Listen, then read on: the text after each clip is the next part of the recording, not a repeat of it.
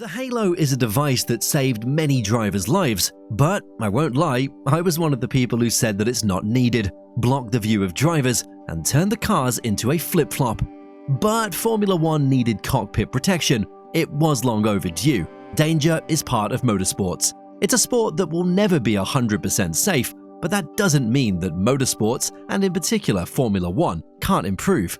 We've had multiple developments over the years, but never cockpit protection.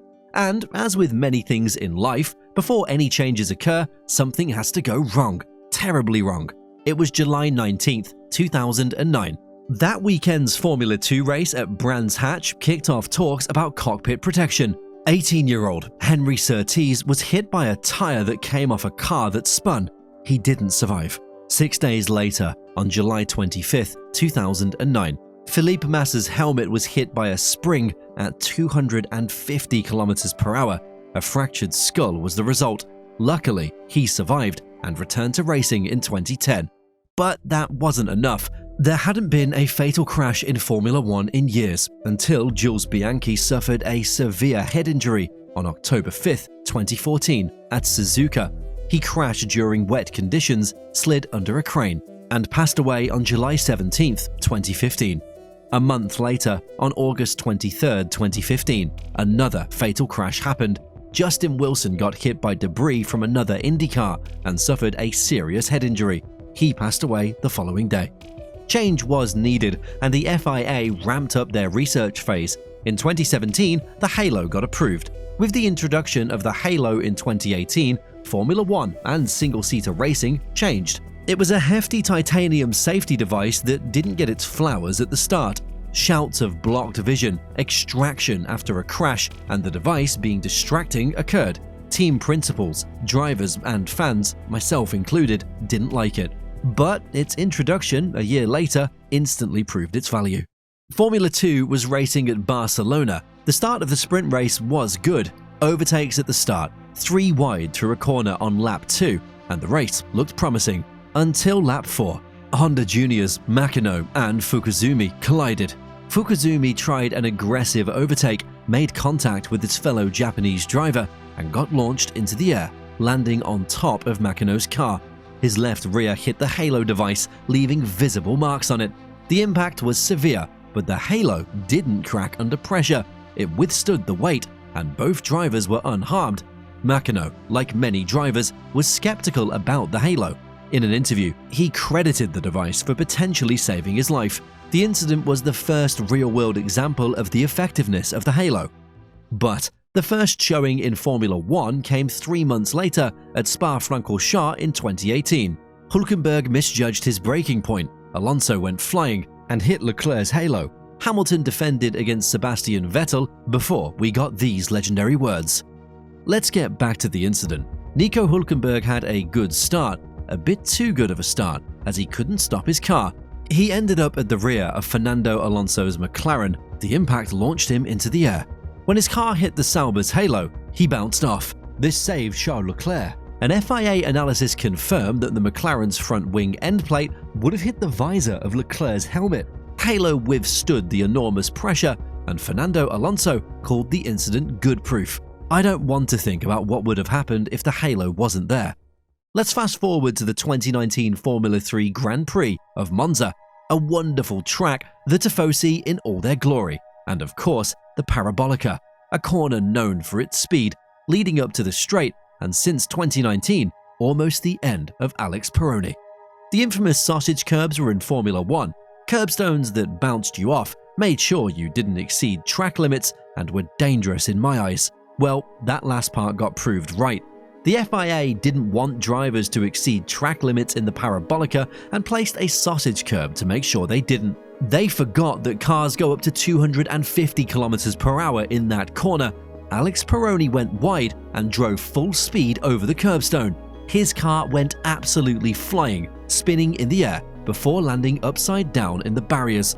Once again, if the Halo was not there, he wouldn't have been able to walk away from it. He got out of the car under his own power and only suffered a fractured vertebrae. What a miracle. But you, yes you, can also cause a miracle by subscribing to my channel. Let's go to the Bahrain Grand Prix of 2020, and I bet you know which crash is coming. In 2020, we had a different Formula One calendar. We raced on both of the Bahrain layouts, the original Grand Prix and the shorter track, one named the Bahrain Grand Prix, the other named the Sakhir Grand Prix. It was the first one that was a major test for the Halo. Earlier that season, we learned that Romain Grosjean was in his last season of Formula One. No contract extension, a few races left, and he was determined to leave Formula One with his head held high. But it didn't go as planned. The Frenchman was part of a major crash, the major crash of recent years if you ask me. The race started well, Hamilton quickly off the line, Verstappen up to second place, and Lance Stroll doing his usual tourist tour by going off the track. At the second straight, it was Romain Grosjean in the back of the field trying to position his car for an overtake, but then he collided with Kvyat. An absolute shock went through the grid, the paddock, and my own body. The first thing that came into my mind was that he died. The Haas of Grosjean went into the barriers at high speed, split in two, and burst into flames. After 28 seconds, he rose out of the flames and looked fairly uninjured. His car went through a metal barrier, which the Halo lifted. This provided him with enough space to unbuckle himself and climb out. The medical staff and marshals played a crucial role. They arrived really quickly at the crash, used fire extinguishers, and guided him out of the car. Grosjean suffered second-degree burns and missed the final two races of the 2020 season, but that doesn't matter. What matters is that he survived a horror crash due to the Halo and his own strength. Another absolute miracle. Wet conditions, aquaplaning, and a 6-car pileup, the W Series qualifying at Spa-Francorchamps was terrifying. Sarah Moore's car spun and went into the barriers. Multiple cars followed, some went airborne, and hit the halos of Moore's and Beitske-Visser's cars. All drivers were okay, and you already know who you can thank for that. The 2021 Formula One season went down as one of the greatest battles for the World Championship in years. Lewis Hamilton and Max Verstappen were fighting all season long. Fantastic drives, strategic battles, and a major crash in Silverstone were all part of it. The 2021 Italian Grand Prix was the next chapter of the championship battle. Verstappen lost positions due to a slow pit stop. Hamilton made his pit stop and came back on track next to Verstappen. They went side by side into the first chicane and collided. Remember the 2019 Monza crash of Alex Peroni due to a sausage curb? Yeah, it was again a curbstone that played a major role. Verstappen was on the outside. Hamilton squeezed him to keep his position, and the Red Bull racing driver went airborne. He landed on top of the Mercedes, and his rear tire hit Hamilton's halo device. Luckily, there were no injuries, and the title battle wasn't decided that day. Silverstone 2022 was a weird addition, with horror accidents at both Formula 2 and Formula 1. Both ended well because of the Halo. It was the Formula 2 feature race, lap 1, turn 16, where it all went wrong.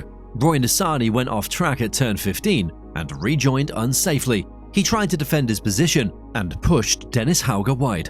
But it was once again a sausage curb that caused the real accident. With Hauger through the grass, a broken tire, and quickly approaching the sausage curbstones, he went airborne. His car landed on top of Nissany, with the Halo taking all the damage. With everyone relieved from the Formula 2 incident, it was another time for the main show, the 2022 Formula 1 Grand Prix of Silverstone. Guan Yu Zhou had a good qualifying session the day before and was in 9th position. Around him were the GOAT, Nicholas Latifi, George Russell, and Pierre Gasly. The GOAT had a fantastic start, went between Zhou and Russell, and overtook them. Gasly planned the same thing before the Mercedes squeezed him out. Unfortunately, the AlphaTauri driver hit Russell's rear tire, who then hit Zhou, and the Sauber of the Chinese driver flipped upside down, sliding over the asphalt and gravel at high speed. His car flipped multiple times before landing upside down between the barrier and fence.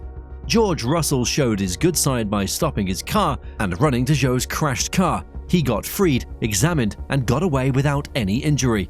All the credit goes to the Halo. As Zhou tweeted, "I'm okay, all clear. Halo saved me today. Thanks everyone for your kind messages." Oh boy, was I wrong about the Halo. If it weren't for the Halo, we'd have already lost many more drivers.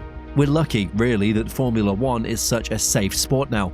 There will always be danger, but it's fair to say that this is one part of the sport the FIA isn't screwing up. But there is one guy who knows how to screw up a lot of things. It's the man, the myth, and the legend, Lance Stroll.